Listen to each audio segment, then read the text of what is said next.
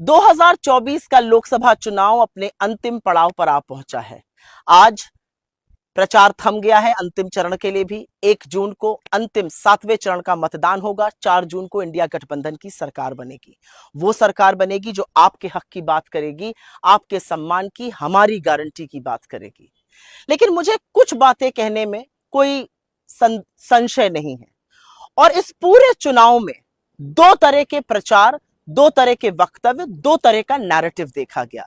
एक तरफ धन बल, एजेंसी, चरण चुंबक मीडिया, स्क्रिप्टेड इंटरव्यूज, लगातार बार बार विपक्ष पर ओछा गंधा प्रहार करते हुए प्रधानमंत्री मोदी वो लगातार कोशिश करते रहे, एक चैनल को एक नहीं 4-4 इंटरव्यू देकर, कि वो नैरेटिव सेट कर सके। लेकिन वो नैरेटिव नहीं सेट कर पाए। इसलिए नहीं सेट कर पाए क्योंकि वो उल जलूल बातें कर रहे थे। वो लोगों के मुद्दे की बात नहीं कर रहे थे। वो 10 साल की अपनी रिपोर्ट कार्ड की बात नहीं कर रहे थे।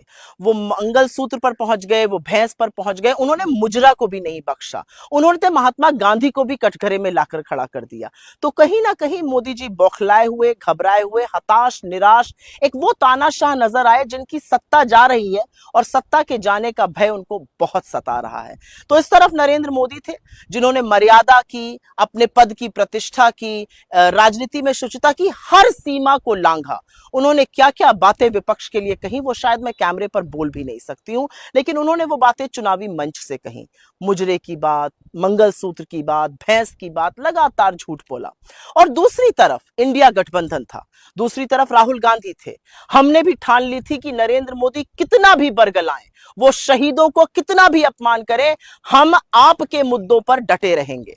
और राहुल गांधी जी ने बीड़ा उठा लिया था रोजगार की बात करने का, महंगाई को खत्म करने का, गरीबी को समाप्त करने का, और सबसे ज्यादा उन्होंने बीड़ा उठा लिया था आपके प्रतिनिधित्व का, गिनती का, और उसी पर वो डटे रहे। ये सारा चुनाव हमने मर्यादा से, प्रतिष्ठा से, आलोचना जरूर करी, लोगों को कटघरे में खड़ा किया, उनसे सवाल पूछे, तीखे सवाल पूछे, कटु वचन बोले, लेकिन मर्यादा की, शुचिता की, प्रतिष्ठा की कोई भी सीमा हमने कभी नहीं लांघी। और इस बात का बड़ा फक्र है, कांग्रेस की जो कैंपेन थी वो लोगों के मुद्दे पर केंद्रित रही, और यही इंडिया गठबंधन की भी कैंपेन थी। हम सब लोग खटाखट खटाखट खटाखट आपकी बात कर रहे थे।